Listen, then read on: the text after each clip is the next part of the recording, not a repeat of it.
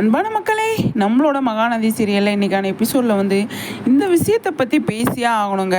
கரெக்டாக விஜய் இதை பேசினார் அப்படின்னு தான் நான் நினைக்கிறேன்.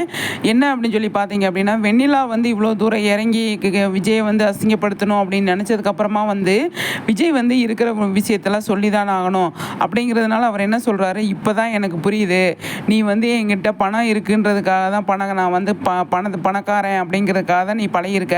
உங்கள் அப்பா கூட அப்படி தான் எப்போ பார்த்தாலும் பணத்தை பற்றியே பேசிட்டு இருப்பாரு, என்னோட சொத்துக்களை பற்றியே பேசிட்டு இருப்பாரு. அது மாதிரி தான் நீ இப்போ பேசுகிற, என்னோட சொத்துக்காக தான் நீ என்ன லவ் பண்ணியோ அப்படின்னு சொல்லி எனக்கு தோணுது.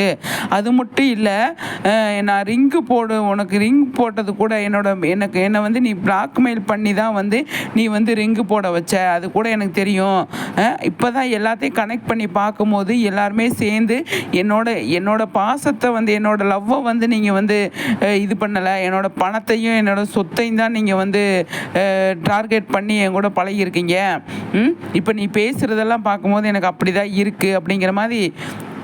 உங்கள் அப்பா ஒரு கிரிமினல் மைண்டு அப்படிங்கிறது எனக்கு தெரிஞ்சு நான் உன்னை மனசார லவ் பண்ணேன் அப்படிங்கிற மாதிரி விஜய் எல்லாத்தையுமே புரிஞ்சுக்கிட்டு வெண்ணிலா கிட்ட ஓப்பனாக அடித்து தூள் கலப்பிட்டு இருந்தார்.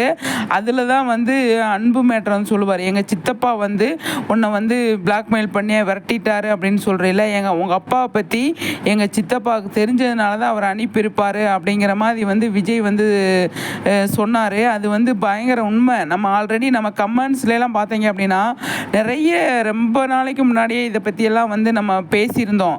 சரியா, நம்ம ஃபாலோவர்ஸும் பேசியிருந்தாங்க, நம்மளும் அதை பற்றி பேசியிருந்தோம், நிறைய வீடியோஸ் போட்டிருக்கோம். அது சீரியலாகவே டெலிகாஸ்ட் ஆகும்போது அது டைலாக்காகவே வரும்போது நல்லா இருக்குது பார்க்குறதுக்கு. இப்போ தான் புரிஞ்சுதா விஜய் அப்படிங்கிற மாதிரி இருந்தது. இருந்தாலுமே இந்த வெண்ணிலாவை பற்றி இப்போயாவது புரிஞ்சுக்கிட்டீங்களே அப்படிங்கிற மாதிரி தான் எனக்கு தோணுச்சு.